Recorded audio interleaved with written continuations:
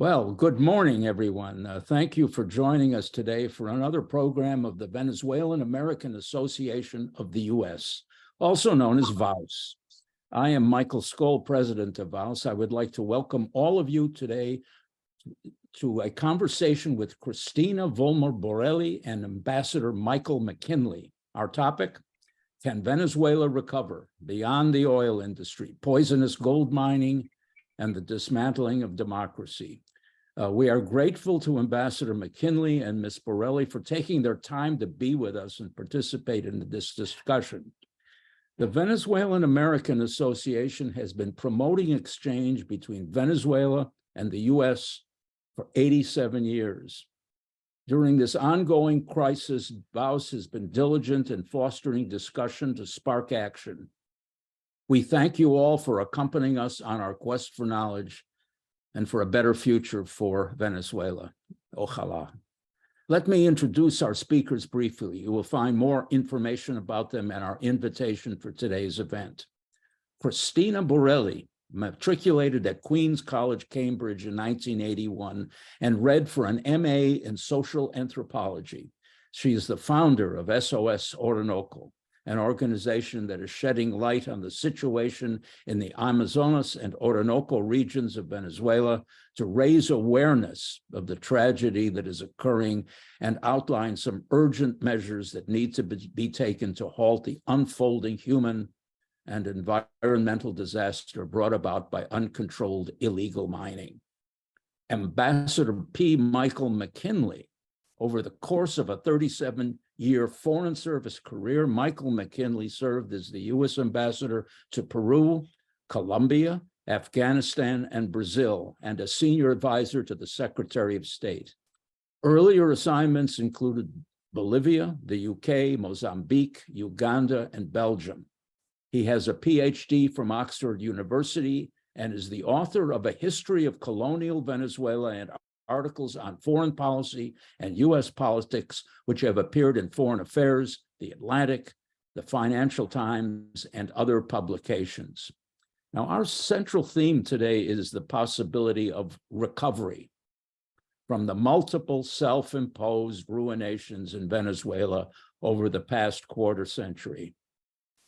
When we talk about ruinations, the most common focus is what has happened to the oil leader, which is once a world leader, now an also-ran, if that. But today we look at the devolution of the political system and the environmental and human devastation caused by poisonous gold mining, abetted by the Maduro government.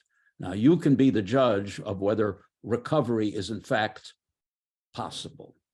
Cristina Burelli will begin with the Amazonas Orinoco disaster, then Ambassador McKinley will discuss the broader political situation, and then the three of us will talk for a while. We will conclude with a question and answer session. You may write questions at any time using the Q&A button at the bottom of the page, and I will present them. This presentation is on the record.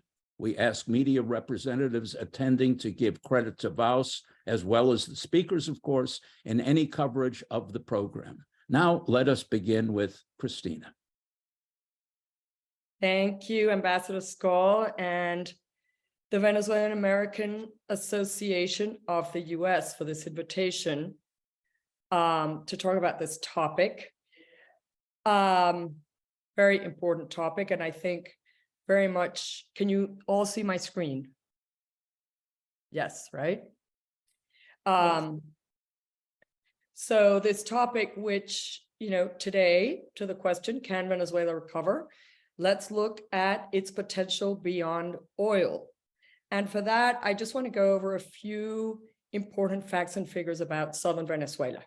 So, little known fact, Venezuela is one of the top 10 global mega biodiverse countries in the world, alongside Brazil, Colombia, United States, and so forth.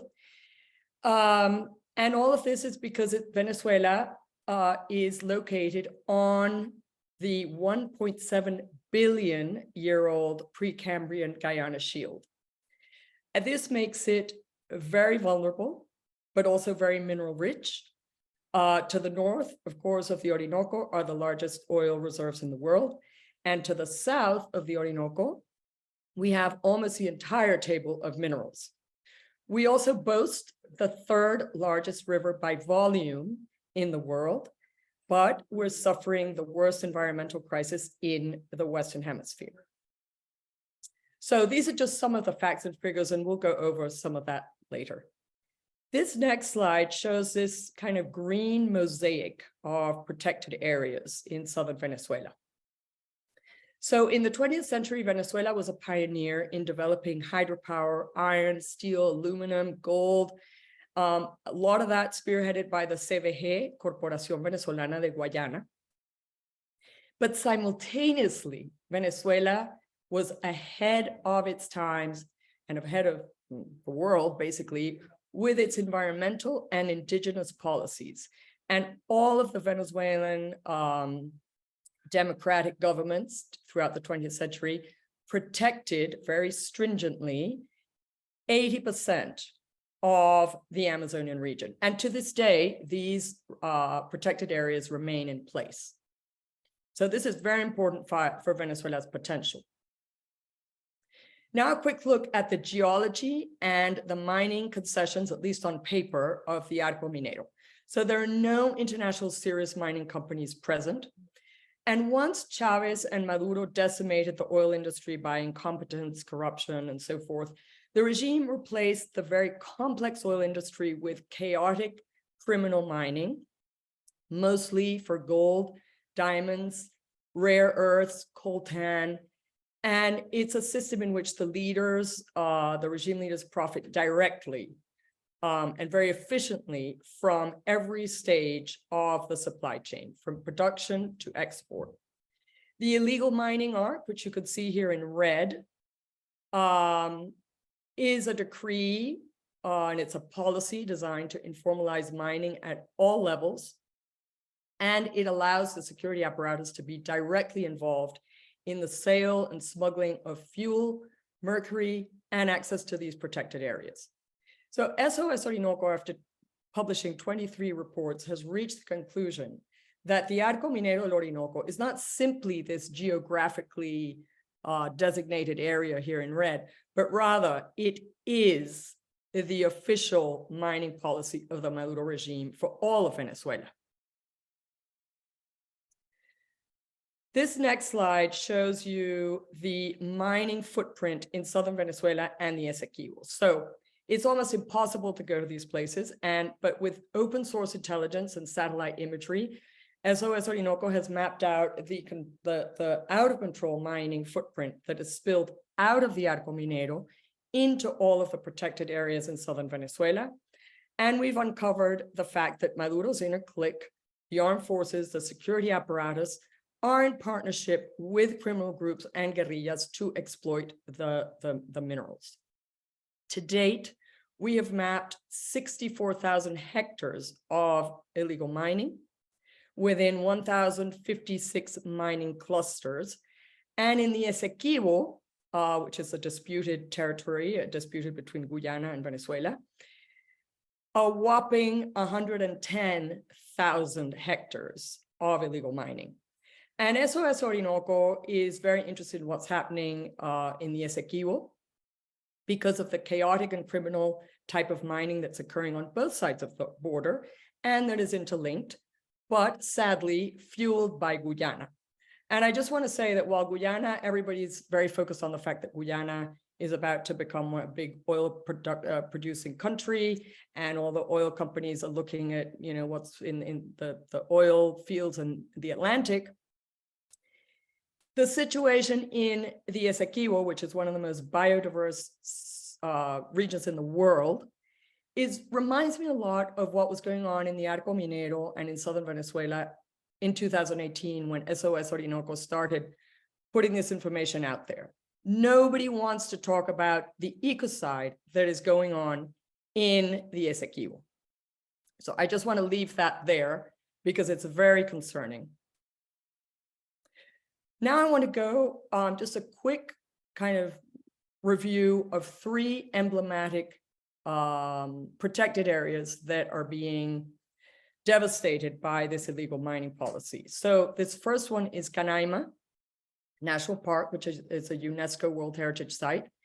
And the illegal mining is particularly intense here. We've georeferenced 1,500 hectares of illegal mining. And this mining is taking place all along the Caroni River. I don't know if you can see here, all along the Caroni River. And this is damaging the Guri, Makawa, and Carhuachi dam systems, the consequences of which are very concerning for the hydropower in Venezuela. This is a quick look at the impact of the use of mercury in Bolivar. Mercury is illegal in Venezuela, but it is used massively in all mining in the Arco Minero and beyond. It has, of course, great destructive power and impact on the water bodies, soil, flora, fauna. And you can see these red areas is, where the impact and the vulnerability of this mercury. And we did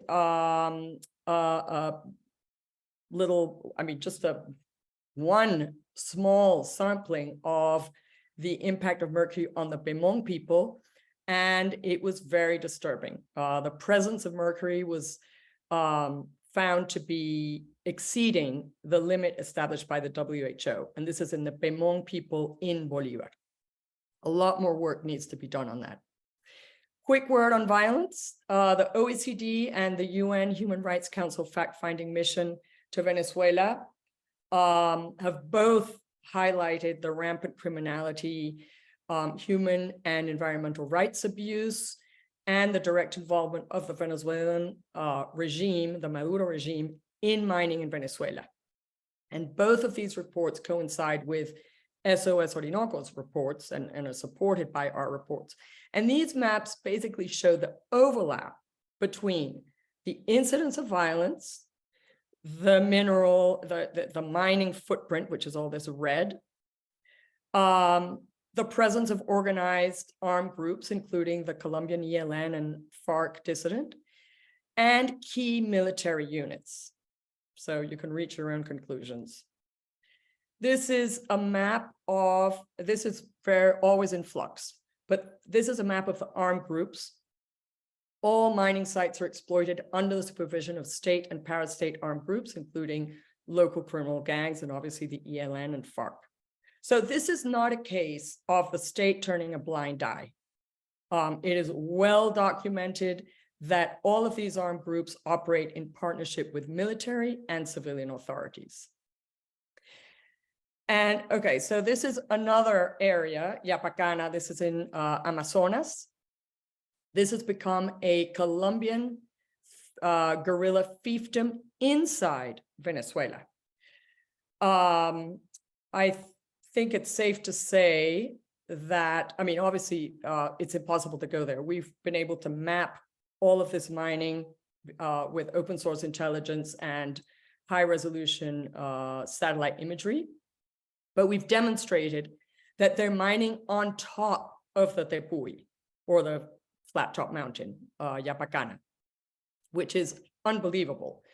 And this indicates that the armed forces of Venezuela lend logistical help to the miners by providing helicopters and allowing access to the park, obviously access to fuel and mercury. And without a doubt, Yapacana is the largest and least regulated mining area in the entire Orinoco and Amazon region, including Colombia. It's a case of extreme ecocide. And this is a satellite image of all the mining in and on top of the Yapacana mountain. This is a planet satellite image of April 2022. And this is just a quick look at what's going on in the situation in the upper Orinoco. So there's the headwaters of the Orinoco River. Again, the third largest river in the world in volume, yet it is being invaded by garimpeiros, Brazilian illegal miners that are invading this area and damaging the headwaters of the Orinoco, as well as damaging Yanomami lands. So these are photos taken by Yanomami who sent us these incredible photos of what's going on in the headwaters of the Orinoco. So as the title of this event suggests, poisonous gold and dismantling of democracy are, in my opinion, inextricably linked. A regime that is willing to abuse human and environmental rights and enrich itself by causing an ecocide is definitely not one that is entertaining ideas of democracy and the rule of law. And we're convinced that Maduro, Cilia Flores, the Rodriguez brothers, siblings, Delcy and Jorge, are completely immersed and invested in the Arco Minero criminal mining policy. So with that, I'll turn it over back to Ambassador Skol, and then we can go for questions later. And I'll Thank stop. you, Cristina. That's absolutely that's devastating. I've been to much of what the area that you talked about, but many years ago, and the difference is striking. Let me turn now to Ambassador McKinley. Michael, could you tell us about the political side of this, and perhaps put some of what Cristina has said into a broader context? Up to you. Oh, thank you very much, Michael, and thank you to you, Cristina. It's good to be with you on virtual stage again. And I'd like to underscore what you said. In fact, I wrote the quote down. No one wants to talk about the ecocide in Essequibo, the ecocide in Venezuela more broadly that you've outlined very succinctly.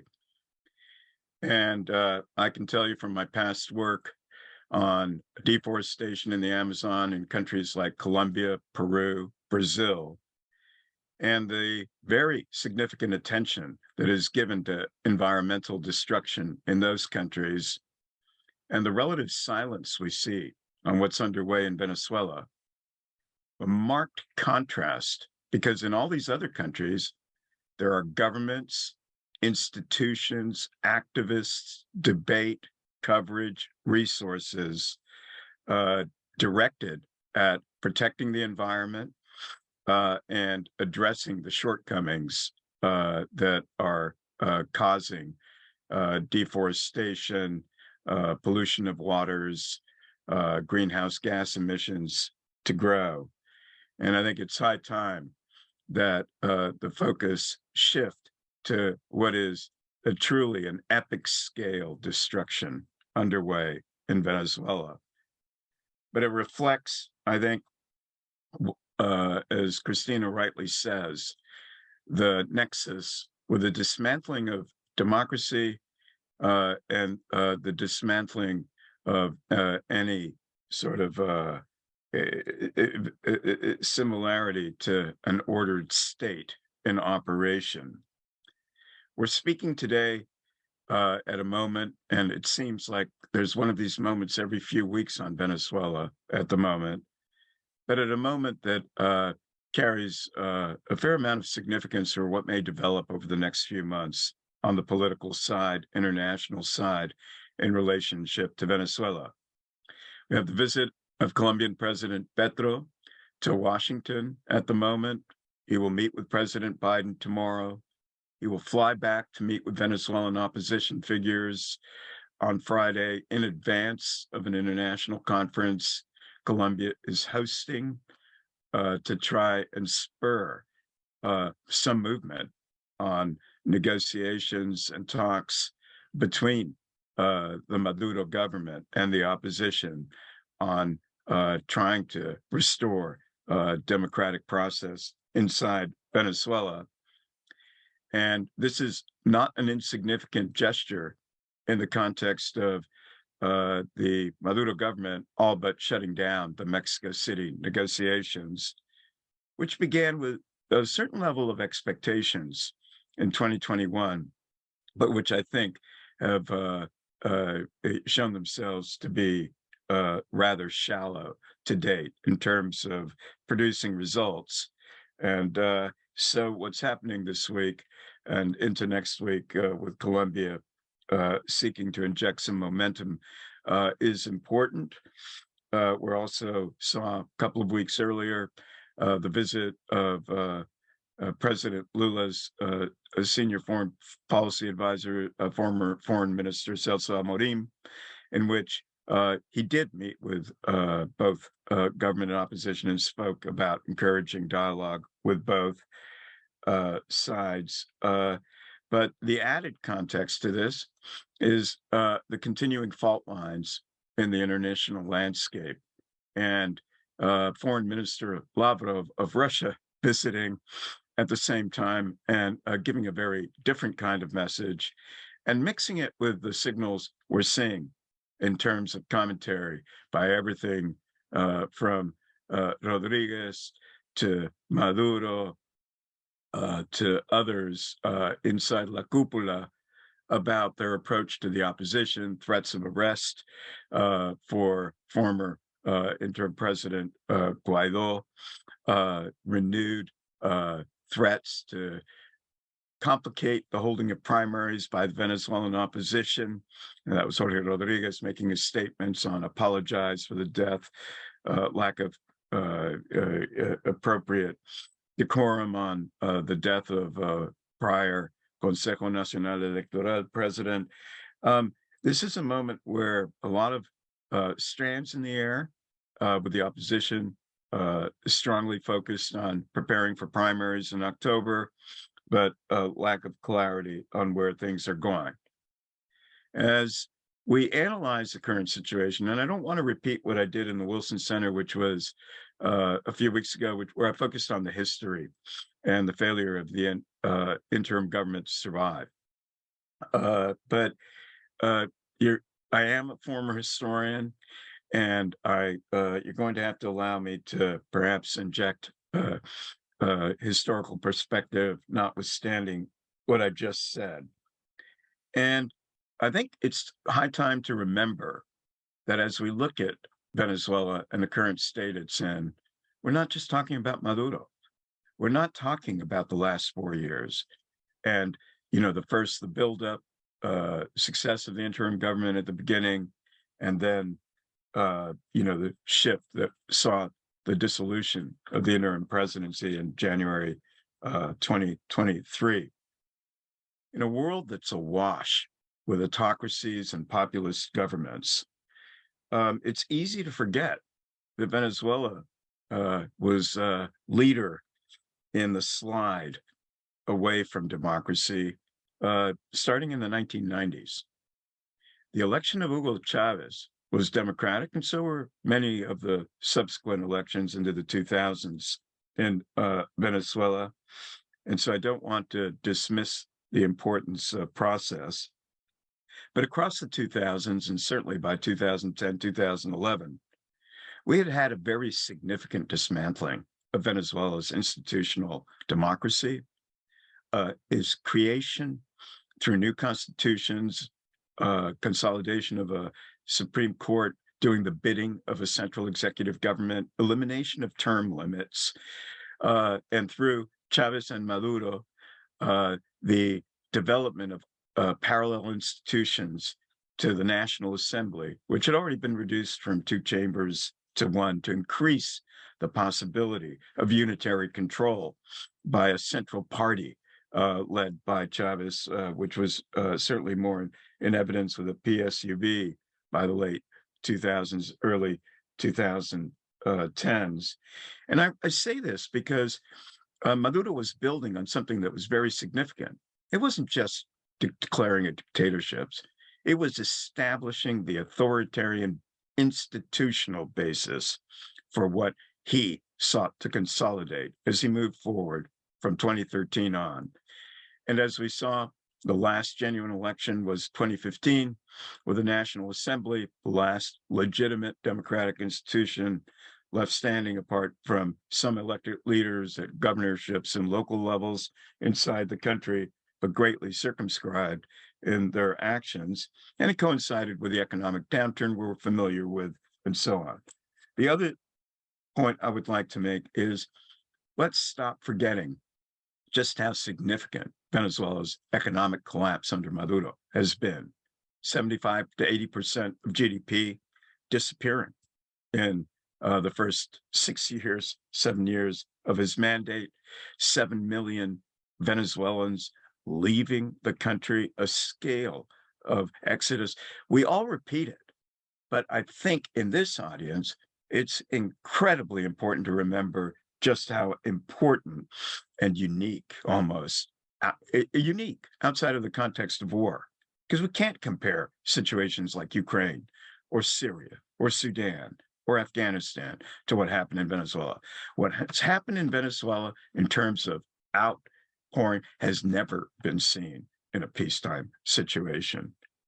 And so you combine all of these factors together, and I think the context remains very significant as we look at first how the interim government built up. We know the circumstances, happy to discuss it, that led to it being less successful over time and in the end collapsing and being dissolved. And but I'd like to now focus quickly, because I've already gone 10 minutes here, on the current situation that the country faces. First, there's no denying the change in the international environment, change inside Latin America, changes in governments in Latin America, what that means for the opposition, what that means for President Maduro's sense of confidence. There's no denying the impact of the war in Ukraine and what it's done to global perceptions of where we need to get oil and where judgments need to be suspended in order to achieve alternative sources of oil and gas that are not Russian in origin. And we've seen Venezuelan oil production rise from a low of 500,000 plus barrels a day to getting near 800,000 this past March. Partly as a result, we've seen some relaxation in terms of the licensing, particularly from the United States, but other countries as well, in opening the doors to the possibility of oil exports from a greatly diminished Venezuelan oil industry. And this changes the dynamic and calculations of the government and the cupola around Maduro. It's not just Maduro who rethinks how things work. It's everybody around him who have benefited from what Cristina outlined, but have also benefited from the nationalization and takeover of oil production inside the country over the past decade plus. Parenthetical, with the focus on Tariq al-Aissami's dismissal and 50, 100 people being arrested in different corporations inside PDVSA and so on. Just a lesson that even in authoritarian states, there's levels of corruption that can't be tolerated because you need money for other things, for corruption you control. And so talking about 3 billion disappearing completely. Imagine an authoritarian government admitting to that, or $20 billion in unpaid bills floating out there. Certainly a crisis underway, but that has not really undermined Maduro. And so as he works the Mexico City process, which is largely in abeyance, and gives up on the commitments that were made in the Memorandum of Understanding in 2021 on 10, 12 democratic principles, which the negotiations should cover. Not much pressure coming from los anfitriones or from governments that are accompanying the negotiations. He's feeling fairly confident. Does this mean the opposition should be giving up hope on moving forward? I'll close on this point. I know there's many other things I'd like to cover, but I want to leave time for discussion. But I'm going to suggest the following. There's a lot of talk about the opposition being divided. Well, that's been the case in just about any democracy and in any opposition movement in authoritarian circumstances, because people have different ideas about what should be done going forward. There is still some not democratic space. There's still some space for operation inside Venezuela. Otherwise, these individuals wouldn't be, and movements and parties wouldn't be capable of talking about and trying to organize for primaries in October of 2022. Their planning is moving ahead. and it's the National Assembly continues to say the right things. For example, coming back on the suggestions of Fernando Blasi that sanctions should be relaxed on Maduro and so on. And so as things move ahead, they need all the support they can get. It really is up to them as Venezuelans to work as hard as they can to make the primary process work. But as they do, I think an understanding that this is what happens in real democracies, oppositions, people with different points of view compete, and we'll see what happens by October, but it's an important moment. Maria Corina Machado has said it extremely well. This is the last best chance for keeping any semblance of opening for the opposition as it approaches potential 2024 elections, because in the meantime, Maduro and everyone else continues to cast doubt on even the possibility of holding primaries that aren't interfered with, or orderly election process governed by Mexico City negotiations. I lied. One final point: U.S. policy is, I think, tougher than a lot of critics give it credit for. Sanctions are not being relaxed. That gets repeated every other week. Beyond the licensing that we've seen, and the concessions to Caribbean island nations that desperately need to generate revenues and resources, but the focus very much on negotiations, space for the opposition, protecting opposition control and assembly control of Venezuelan assets overseas. So this is a moving picture, lots of elements in play, and still some possibility, certainly, of a strategy and maybe even a process for keeping alive hopes of a democratic transition in the future, although I'll have to say I'm not that optimistic. I'll stop there.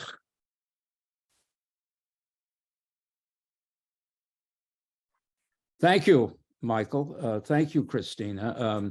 A rather bleak picture overall, frankly. Well, I'm going to ask both of you right now, is recovery possible? And let me remind people that if you have a question, just click the Q&A button, write your question down, and we'll try to get to as many as possible. Okay, the basic question. Cristina, Michael, is recovery possible, or is this a hopeless situation going well into the future? Either one. Cristina? Well, I mean, I'm an optimist, and I think Venezuela has incredible potential resources, fresh water reserves, obviously all the minerals, the environmentally incredible. I mean, it's tremendous potential. What is the regime? What is the opposition going to do with this? I mean, that's the big question. All those resources are there. Sadly, I don't think the regime is on the same wavelength as the rest of the world with regard to preserving Amazonia, transforming their country, going green. If there's any country in Latin America or in the Americas that could be green, it would be Venezuela. But the regime doesn't see this because that is very complex. And that requires reinstitutionalizing the country. That requires the rule of law. That requires investing in the country. And what we're seeing is that they're plundering the country in a very efficient manner. I think the only way that we can turn this around is by making the Maduro regime and Maduro and his associates absolutely accountable for this ecocide that is occurring in Amazonia. And it's inexcusable that international organizations, environmental organizations, aren't doing this in a more forceful manner. We are currently, SOS Orinoco and V5 Initiative, we are trying and we're working with indigenous groups on the ground so that they move away from illegal mining, which, by the way, the indigenous people, for the most part, really dislike. Many of them are forced to go to illegal mining for lack of another activity because they're going hungry. But they dislike this intensely. And so we're encouraging sustainable activities in agroforestry, artisanry. I mean, all these incredible activities that used to occur up until the arrival on the scene of Chavez. Started flooding all these indigenous organizations with money, easy money. We're trying to go back to what was in place. And it's difficult, but it's not impossible. So okay. I see that as a potential, but it's very difficult. Okay, before I turn to Michael again, Cristina, let me ask you how you fund yourself. You need funding to do what you're doing. Can you tell us about how people can help you? Thank you, Michael, for that question. Yeah, I mean, surprisingly, we've had very few Venezuelan donors. We'd like to see more Venezuelan donors. We've had very generous foreign donors and foundations and a few countries, EU, United States, Canada, who are very interested in not only sustainable projects, but also funding academics. So we have been able to produce the kind of quality material that SOS Orinoco publishes because I'm able to fundraise and pay people, academics and experts on the ground in Venezuela. We need to continue doing that. So, we're and all these scientists and experts that do satellite imagery and so forth. So all of that costs money. So obviously funding that is important to keep it up. And our aim is to put Venezuela back on the map of Amazonia. Venezuela, for some reason, fell off that map. We're one of the 9 Amazonian countries. And now you barely see Venezuela mentioned when people talk about Amazonia. So our aim is to put Venezuela back on that map and to get funding for sustainable projects, just like other Amazonian countries get from all over the world. So I'll put in the chat our the way that you can donate and get in contact with us. Okay, that's important. In the chat, you'll get information on how to contribute to SOS Orinoco. All right, Mr. Ambassador, I'm going to ask the same question. Is recovery possible? Specifically, is there any incentive for Maduro to compromise in any way? It's always occurred to me that he's the last person who would allow a free election which would get him voted out of office. Has anything changed? No. I was trying to figure out how to inject an optimistic note like Cristina, and I am not quite sure I'm going to quite reach it, but I'm going to try. I'll start with a darker observation first that has, shades of gray. I really do think so. If you take a look at the post-1989 world globally, and you look at dictatorships, authoritarian governments that have shifted policies or collapsed completely, it does result from numerous pressures, whether it's economic, governmental mismanagement, international pressures, or simply the activism, heroism, courage of the people in given states. And we've seen everything from the color revolutions in the former Soviet Union, and I would like to remind that those took place well after 1989.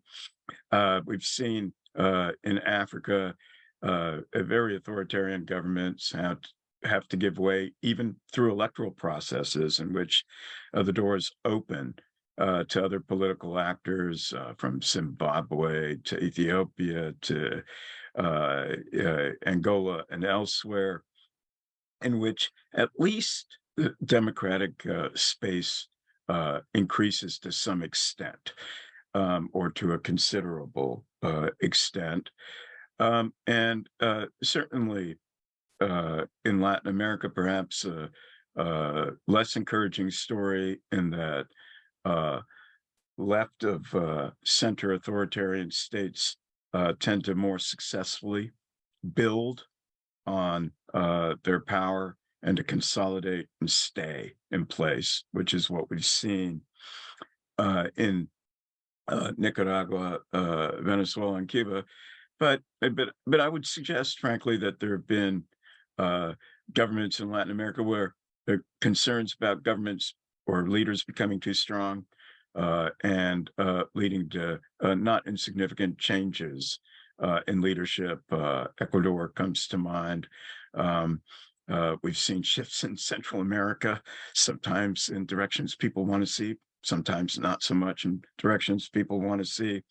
And so it's important to keep an open mind about the prospects for transition and opposition in any authoritarian or neo-authoritarian state, because circumstances can change. But here's a slightly more positive take on where we are at the moment. It's true that the geopolitical landscape has changed, that Maduro is more consolidated and with more open relationships in Latin America than he's had in years. It doesn't follow that international pressures have entirely disappeared. We're still seeing important reports out of the UN, human rights organizations, by the European Union, by the United States, Canada, United Kingdom, on the abuses and excesses that take place in Maduro's Venezuela.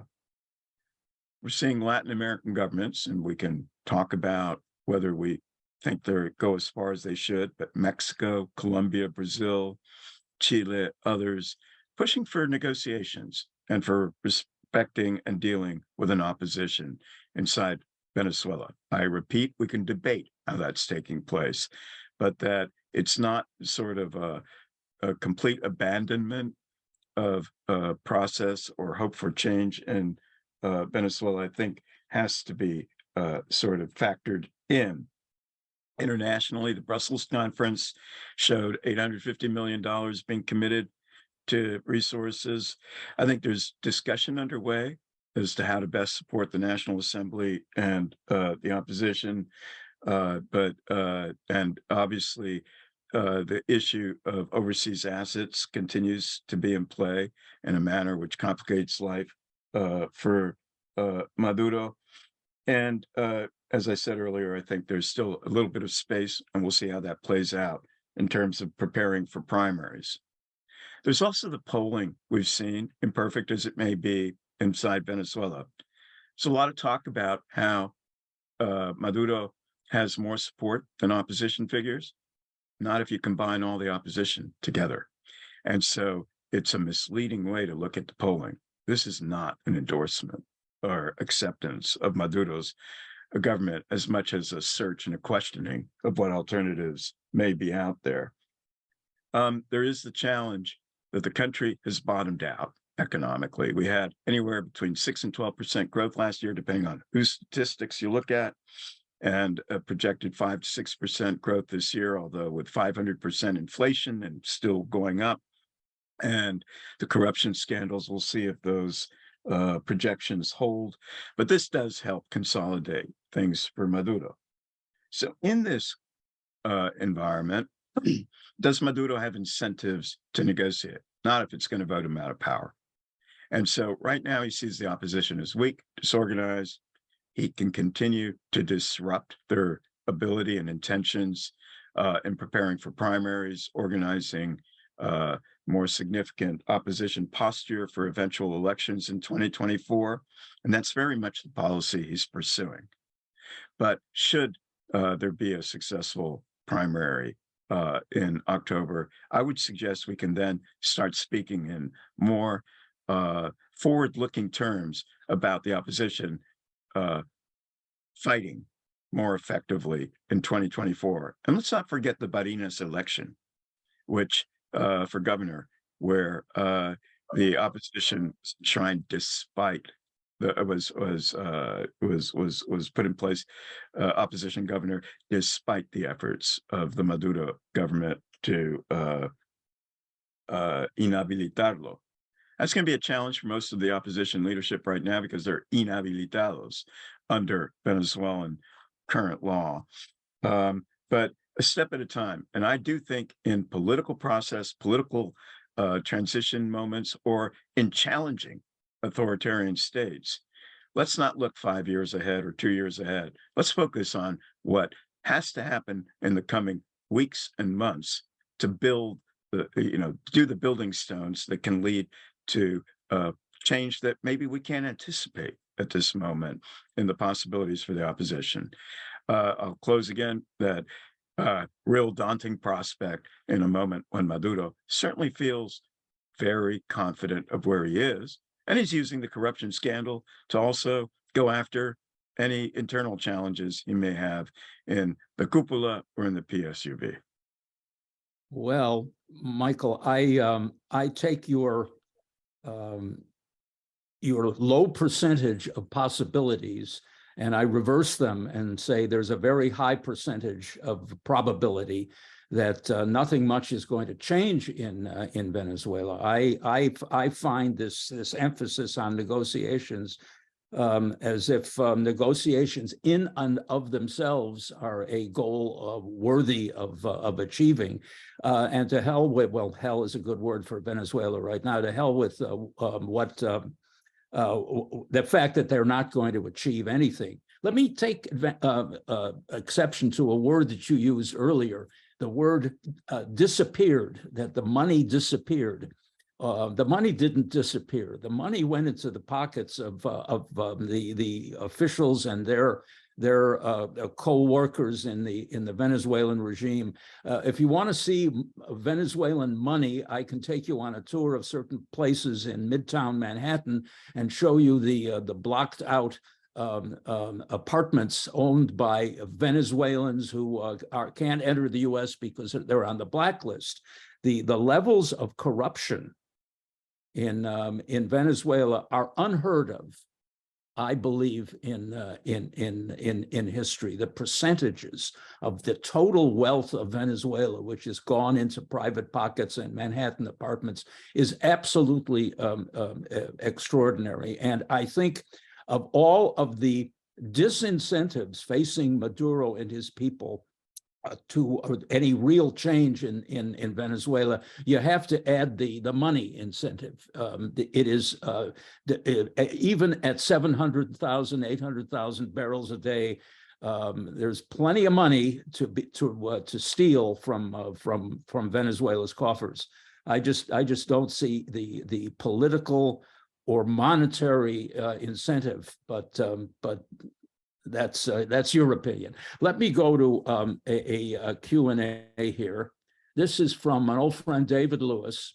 Are not the licensing allowances in effect de facto sanctions relaxation, since despite the decimated energy sector, it will grow back slowly as nowhere else to go but up, and good business and money makes everything easier?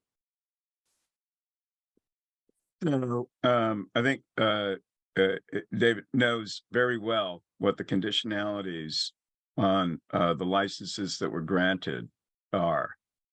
And they're very specific about constraints on funding actually reaching the Venezuelan state, and it's tied to arrears and payments and so on.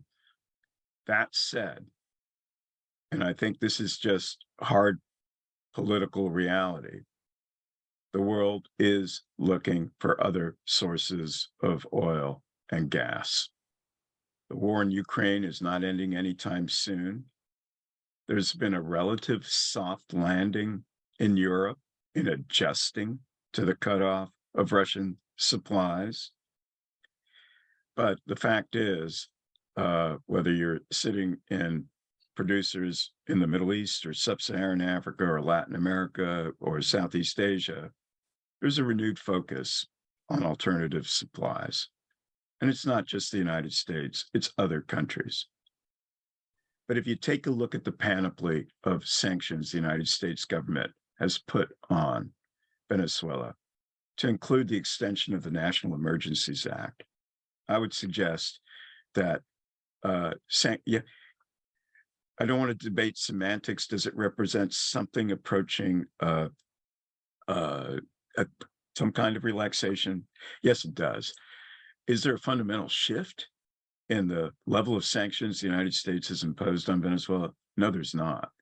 And I would suggest the panoply of sanctions that were imposed on Venezuela and have been successfully by administrations or extended are among the most extensive you can possibly have on an economy and of a foreign country, and still have any sort of anything left in the quiver. We really don't have much left, and those very draconian sanctions remain in place.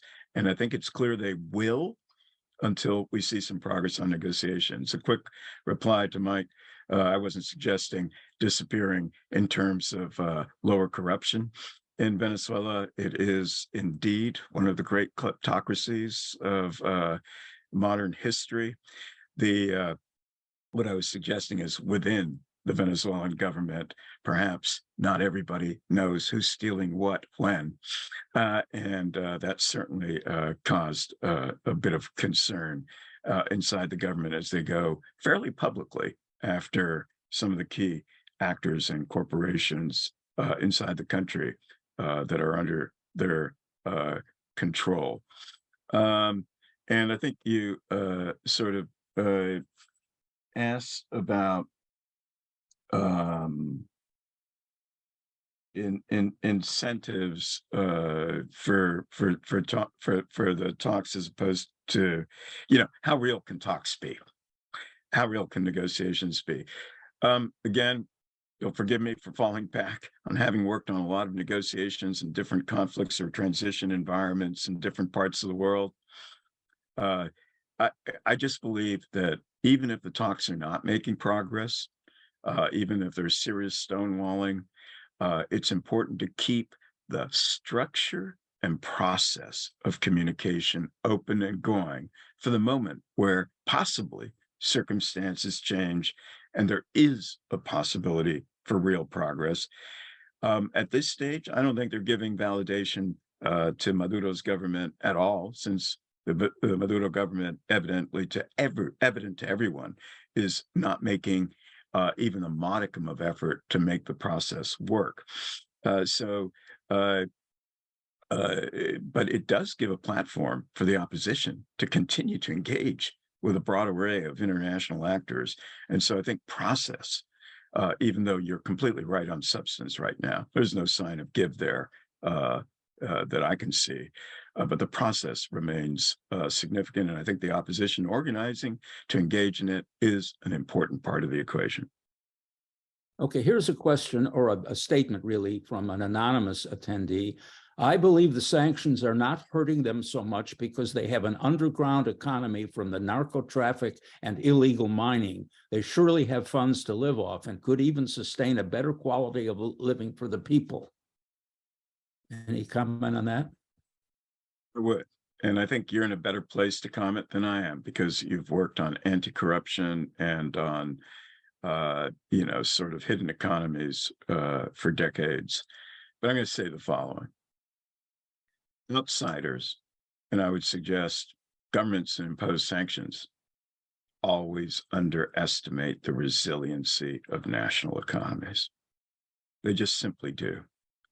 I worked a lot on sub-Saharan Africa. I worked on what was supposedly which was a collapsing state, Democratic Republic of Congo, under Mobutu and after President Mobutu, plunging into civil war that went on for over 10 years. Conflict still going on.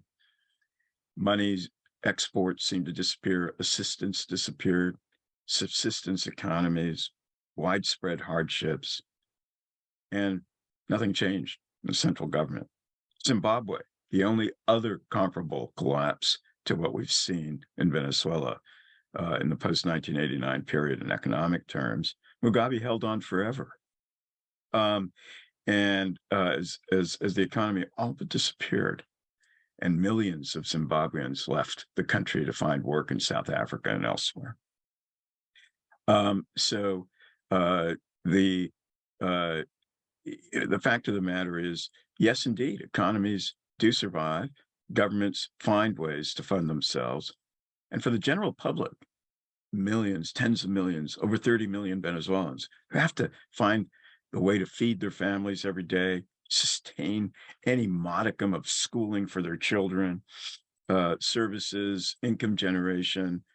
At a certain point, that's what you're focused on, and that greatly helps governments like Maduro's, who who can find the space because the populations, frankly, at a certain point, have to focus on themselves rather than on what's happening at the governance level, and so resources become less of a factor.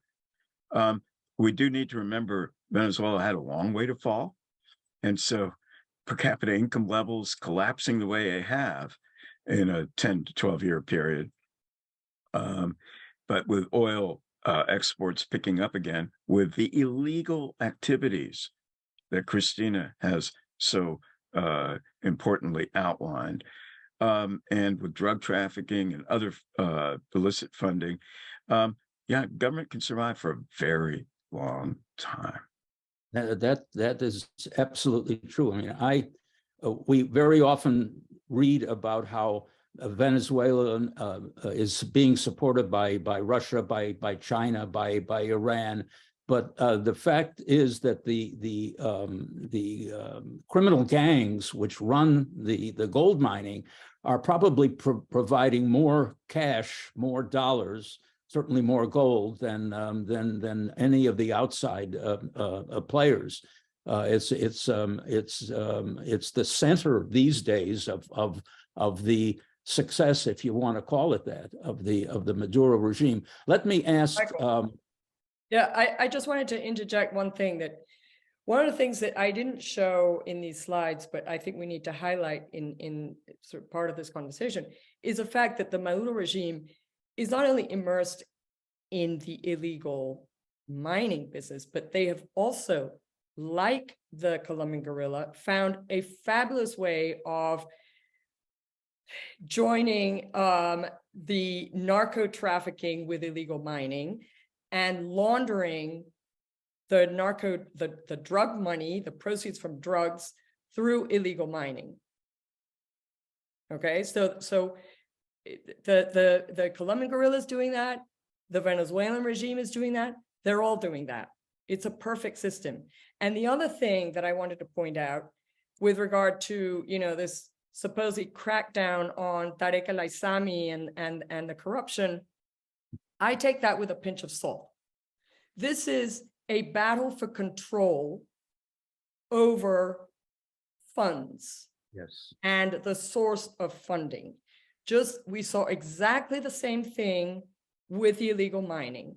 When Maduro went to COP27 and tried to pitch himself as the new defender of the Amazon and get in the photo bomb with Macron and Lula and Petro, I think they whispered in his ear, "Hey, buddy, you better clean up your act before you photobomb."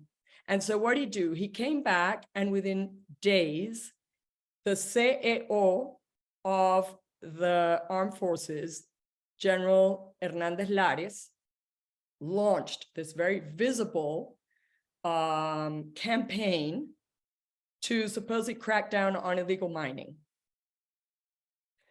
And so he was tweeting every day with these incredible photos and videos of blowing up supposed illegal mines.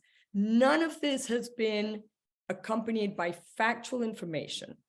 There's no georeferencing. There's no information about which illegal mines where. We georeference everything. We know exactly where every mine is.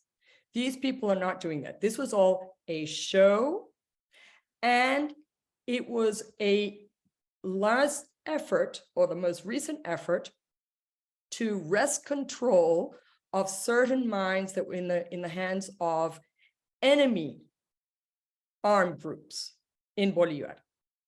So with the excuse of cracking down on illegal mines, they would just wrest in control of those illegal mines. So there is no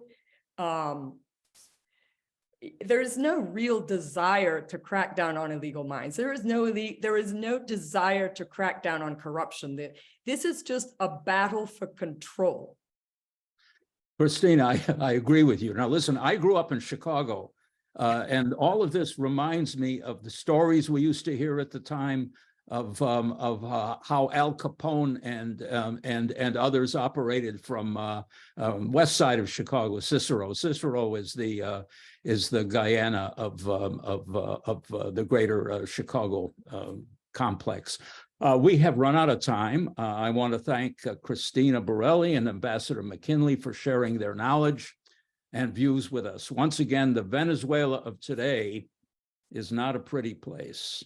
Thanks also to our hardworking association team for making this event possible, Linda Calvet and Laurie Dominguez.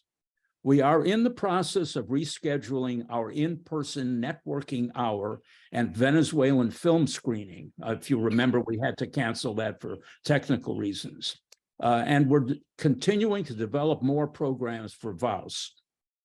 We will also be looking at the fascinating dual status of Venezuela and Guyana, one a fading oil power, the other a rising giant, with the former, that's Venezuela, claiming a good part of the latter and threatening to make good on that claim. We're working on that. We probably will have our first a webinar on that in conjunction with the Guyanese people in June. If you are interested in joining the Venezuelan American Association, please contact our team via today's invitation. Your memberships make our work possible. Another option is our VAUS donation platform, which will be sent out again soon for your consideration. Don't delete it, please read it.